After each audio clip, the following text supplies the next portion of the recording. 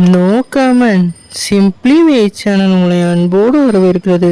இந்த வீடியோ நம்ம என்ன டிஸ்கஸ் பண்ண போகிறோம்னு பார்த்தீங்கன்னா, நம்ம ராயன் படத்தோட ட்ரெய்லரை இப்போ வந்து லான்ச் பண்ணிட்டாங்க. இந்த ட்ரெய்லர் என்ன மாதிரி இம்பாக்டை கிரியேட் பண்ணியிருக்குன்னு சொல்லிட்டு இந்த வீடியோ நம்ம டீட்டெயிலாக டிஸ்கஸ் பண்ணுவோம். அதுக்கு முன்னாடி நீங்கள் இந்த சேனல் புதுசாக சப்ஸ்கிரைப் பண்ணி பெல் ஐக்கனோட கிளிக் பண்ணி வச்சுக்கோங்க. வாங்க நம்ம வீடியோக்குள்ளே போகலாம். நம்ம ராயன் வந்து நம்ம தனுஷோட 50வது மூவினால அவரே வந்து இந்த படத்தை வந்து டைரக்ட் பண்ணுறாரு. இந்த படத்துக்கு வந்து நம்ம ஏஆர் ரஹ்மான் அவர்கள் மியூசிக் பண்ணியிருக்காங்க. இந்த படத்தோட ட்ரெய்லர் இன்னைக்கு 6 மணிக்கு வந்து ரிலீஸ் ஆயிருக்கு. இந்த ட்ரெய்லரில் ஒவ்வொரு ஃப்ரேமும் நம்ம தனுஷ் செதுக்குன்னு செதுக்கியிருக்காரு. குறிப்பாக நம்ம எஸ்ஜே சூர்யாவோட ஒவ்வொரு சீன் ப்ரெசன்ஸும் இந்த ட்ரெய்லரில் வேறு மாதிரி இம்பாக்டை கிரியேட் பண்ணியிருக்கு.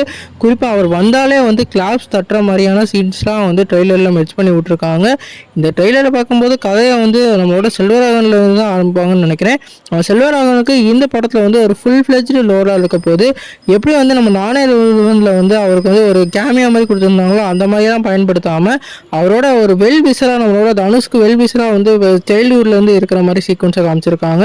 குறிப்பாக இவர் தான் வந்து நம்ம தனுஷ்க்கு வந்து நிறையா வந்து சண்டை காட்சிகள்லாம் பயிற்சியெல்லாம் கொடுக்குற மாதிரியான சீக்வன்ஸும் காமிச்சிருக்காங்க. நம்மளோட பிரகாஷ் ராஜ் இந்த படத்தில் வந்து ஒரு போலீஸ் கதாபாத்திரத்தில் நடிக்கிற மாதிரியான சீக்வன்ஸ் கண்டிப்பாக தெரியுது. இவர் வந்து ஏற்கனவே திருச்சிற்றம்பலம்னு சொல்லிட்டு ஒரு படத்தில் வந்து நம்ம தனுஷ் கூட வந்து வேறு லெவல் கம்பேக் கொடுத்து வேறு லெவல் பண்ணியிருந்தாரு. இந்த படமும் அவருக்கு வந்து ஒரு வேறு லெவலுக்கு ரோலுக்கான ஒரு படமாக இருக்க போது.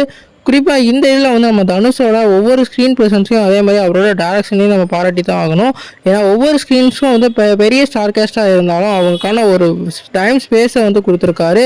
இன்னதான் அவரோட கேரக்டரை வந்து மையமாக வச்சு எல்லா கதையும் நகர்ந்தாலும் அவனுக்கான ஸ்க்ரீன் ஸ்பேஸை வந்து இவர் வந்து தரமாக கொடுத்துருக்க மாதிரி தெரியுது.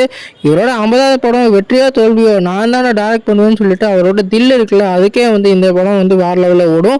நீங்கள் இந்த படத்தோட ட்ரெய்லர் பற்றி நினைக்கிறீங்க கமெண்ட் பண்ணுங்கள். இந்த வீடியோ உங்களுக்கு சாட்டிஸ்ஃபேக்ஷனாக இருந்தால் லைக் பண்ணுங்கள். இந்த சேனலுக்கு புதுசாக இருந்தால் இந்த சேனலை சப்ஸ்கிரைப் பண்ணி பெல் ஐக்கனை கிளிக் பண்ணிக்கோங்க.